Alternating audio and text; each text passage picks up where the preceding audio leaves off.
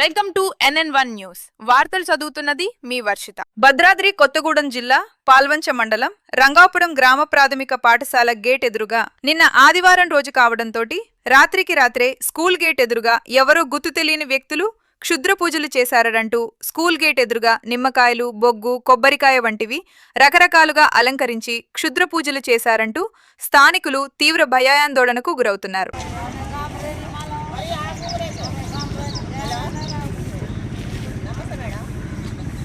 నమస్కారం అండి.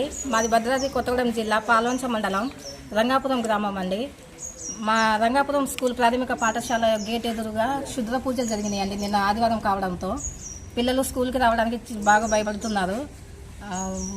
క్షుద్ర పూజలు అంటే బొగ్గు, ఎండుమిరపకాయలు, నిమ్మకాయలు, తెల్లన్న ముద్దలు మొత్తం చేసి మరీ ఘోరంగా పడేసారండి. పిల్లలు స్కూల్కి రావడానికి కొంచెం భయపడుతున్నారు. వాళ్ళ తల్లిదండ్రులు కూడా పంపించడానికి భయపడుతున్నారు. నేను స్కూల్ చైర్మన్ అండి. ఇక నా వరకు రావడంతో నేను స్కూల్కి గేట్ కూడా లేదండి, కాంపౌండ్ వాల్ కూడా లేదు చుట్టూ. చాలామంది వచ్చి స్కూల్లోనే బీర్ బాటిల్స్ అని, మందు బాటిల్స్ అని అవి కూడా ఎర్లీ మార్నింగ్ స్కూల్కి రాగానే అవే చూస్తున్నారు. పిల్లలు ఎవరున్నా యూత్ ఎవరు వచ్చినా స్కూల్లోనే ఉంటున్నారు. అసలు స్కూల్ మొత్తం గలీజ్గా చేస్తున్నారండి. ఘోరంగా ఉంది మా స్కూలు. ఎవరైనా కొంచెం